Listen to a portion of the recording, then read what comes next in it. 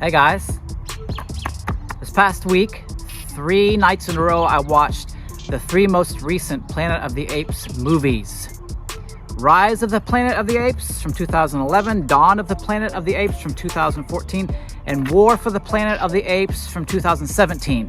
I was thinking about those films and the storylines, and I realized through every single film there is this strong theme about leadership, right? Of course, the main character is Caesar through all 3 films, but you have all these different other main leaders and secondary leaders, right? And so I just thought this is a really good case study on leadership from the Planet of the Apes trilogy. And that's what I want to talk about today in this video, From Apes to Leaders. Okay, so I'm going to try to take it film by film, right?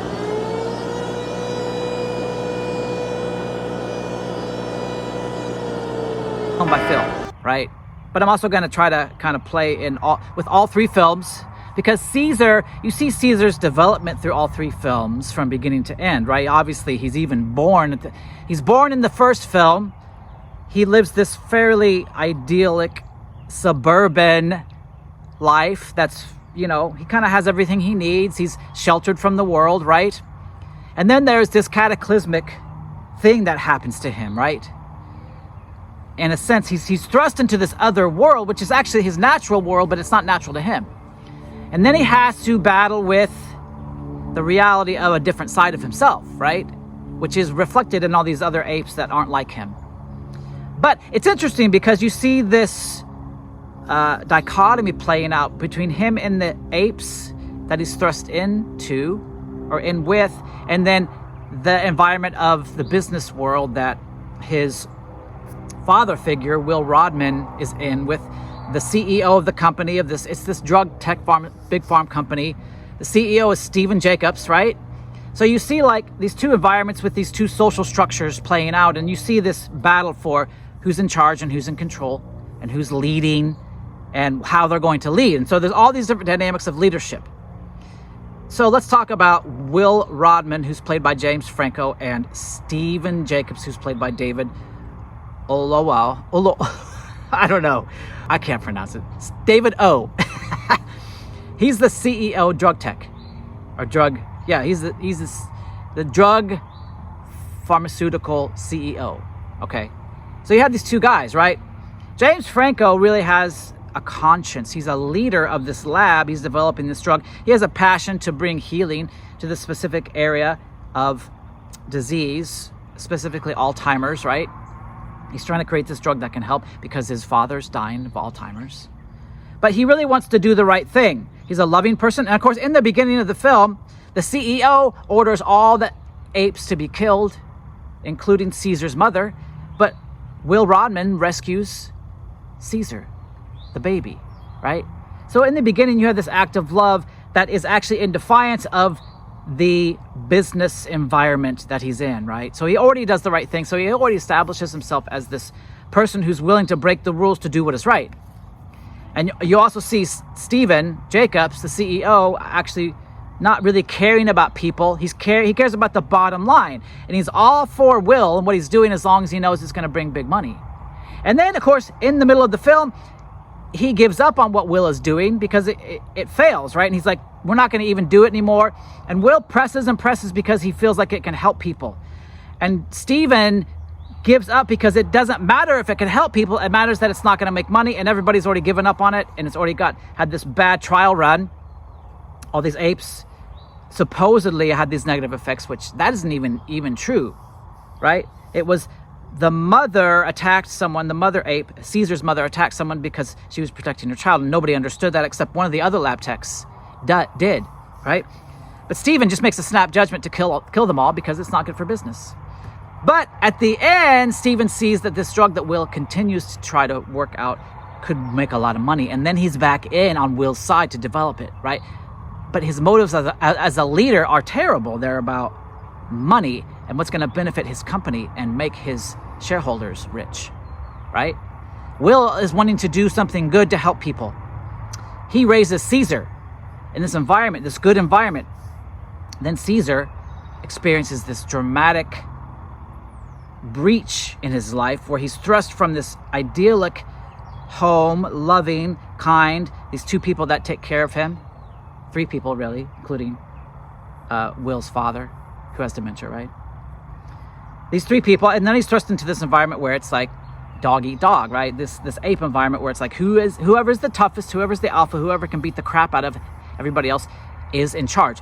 It's cool though, Caesar starts to figure out pretty quickly, because he's smarter, how to become the alpha. But guess what? As he does this, he doesn't try to take out the alpha and kill them, which is what would happen in normal ape society. Instead, he gets this other gorilla to help him show that dominant ape that he can't take him out anymore, right? He uses his intelligence to achieve the alpha status, but he does it in a kinder way, not through brutality. And then at the end, towards the end, you see him developing this different kind of culture among the apes. They all, of course, get this drug and become smarter, and they start learning language. And he develops two principles. Ape does not kill ape, and apes together stronger. So he starts to develop this idea of, hey, we should work together. We shouldn't dominate and just whoever can kill everybody else and is stronger and dominate and control everybody is in charge. And so it's interesting, in the first film, Rise of the Planet of the Apes, you see this contrast between the human world and the ape world, and you actually see that the ape world, through Caesar, develops a better philosophy of leadership and group belonging and group cooperation, right? Really, Stephen Jacobs is this alpha leader who is willing to kill people or kill living things if it doesn't fit him, and he's willing to give up on people or do whatever. He's not a good leader. So it's in this film, in the story, it's a flip-flop of what we think. The apes, who typically are very brutal, are actually develop a kinder, more cooperative group belonging scenario at the end. And you see that the humans are actually the most brutal, even though on the surface it doesn't seem so. That's Rise of the Planet of the Apes. Then I think you have the most interesting leadership dynamics play out in the second film, Dawn of the Planet of the Apes. You have these two human leaders of this surviving city. They call it the simian flu, I think, breaks out, or the simian virus, and it breaks out and kills most of 95% of humans are dead. The remaining humans are just struggling, and this is one remaining human city that's led by these two people, Dreyfus and Malcolm. Dreyfus is played by Gary Oldman, and Malcolm is played by Jason Clarke, right? They're these two human leaders. One is kind of more the leader, Dreyfus, and Malcolm is kind of like the intelligent leader who's trying to help, through science, bring them back to electricity and technology so they can survive. And then you have Caesar, who's leading the apes. He's developed and established this really strong leadership role. He's led the apes to freedom. He's helped them develop a really good society. And he has these other secondary leaders. Koba is one of them. Rocket's another. His son is another. You have these interesting dynamics going on, though. And one of the humans states this in kind of early in the beginning of the film, or towards the middle of the film. They're talking with the apes. There's this group of humans. The apes have let the humans come in to this area where they live to try to re-establish this hydropower, right? And this human's talking to Caesar, and he's like, you guys have it better because you can survive in the wild without electricity and technology, and we can't, He's like, you guys are actually stronger. This is kind of the statement of the film. I think this is the statement of all the films, that the apes and what they represent, they're actually stronger, smarter, wiser, kinder, right? In the way they lead and the way they've created their society. And the humans are struggling, and they're on the brink of breaking down, actually. And if Malcolm doesn't get this hydropower working, Dreyfus is afraid that everything's going to fall apart. It's going to turn into chaos because it's going to be man eat man, dog eat dog, right? But you have these two secondary leaders. The human one is Carver, and the ape one is Koba. And these two guys don't trust the alliance that has been formed between humans and apes, right? Caesar and Malcolm have formed an alliance. And Malcolm has convinced Dreyfus to do this. That in order for the humans to survive, Malcolm thinks instead of attacking and going to war with the apes, they should make peace with them and work together. Caesar actually decides it's better too. Malcolm and Caesar decide it's better not to go to war because they don't want a bunch of their people to die. Dreyfus seems on the fence. Carver hates the apes, blames the apes for all the humans dying, especially his family dying. Koba was a lab experiment in the first film, and he's got this scar, and he's got all these scars, and he just hates humans because they tortured him, right? Of course. But you have Carver and Koba behind the scenes actually working to instigate war, while the leaders above them, Malcolm and Caesar, are striving for peace and trying to maintain peace and establish peace.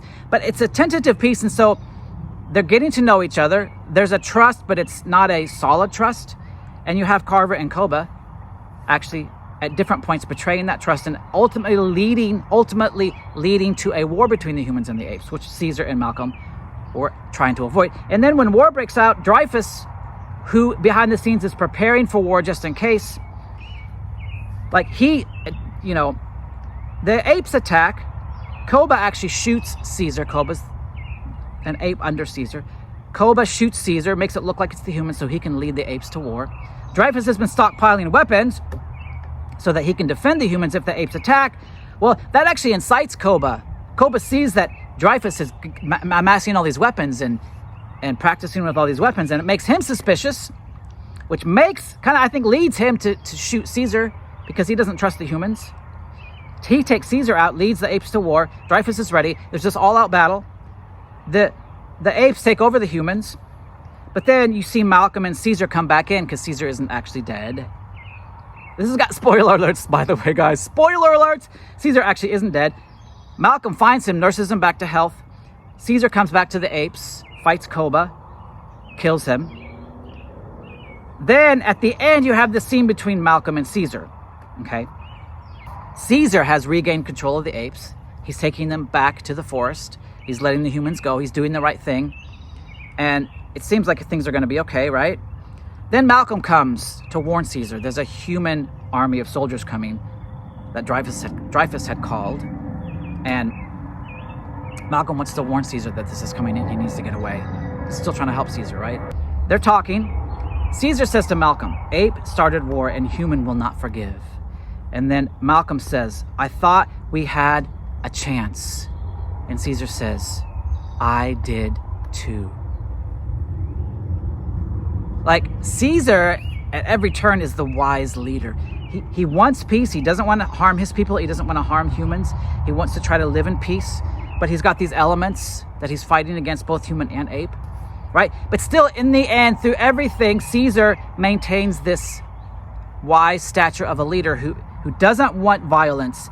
He knows violence is not the answer. He works against violence. Even when violence happens, he tries to counteract it, to work against it. At the very end, he recognizes, though he might want peace and Malcolm might want peace, humans ultimately will not work for peace. He's learned through these two movies about human nature, and it's not good.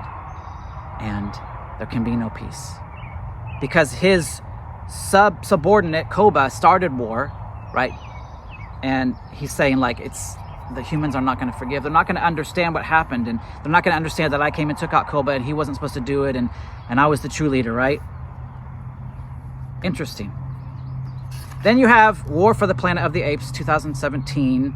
You have kind of two main characters, Caesar, who's the leader of the apes, and the Colonel, who's the leader of the soldiers who do come, and there's this war between these two, and the human soldiers are trying to go into the forest and take out the apes, and Caesar's trying to protect and just retreat further in and hide. He doesn't want war, right? Still, you have a lot of interesting conversations between Caesar and the Colonel, because eventually all the apes get captured and the Colonel puts them in a concentration camp, basically.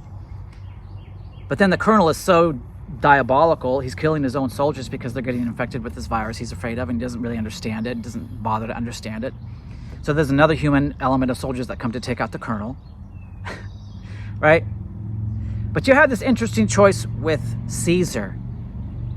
The Colonel kills his family early on, and he decides to send all the apes to this place where they'll be safe, but he doesn't go with them.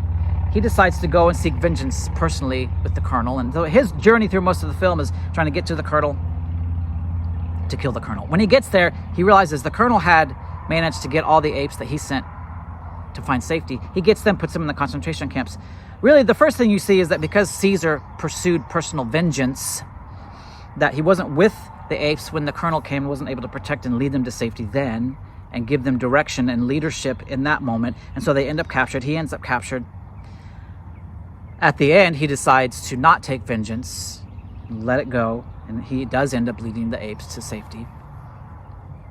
So one of the main themes there is Caesar actually, for the first time, decides to go against everything that he's he doesn't take all the apes to war, but he decides that he himself is going to go and seek vengeance.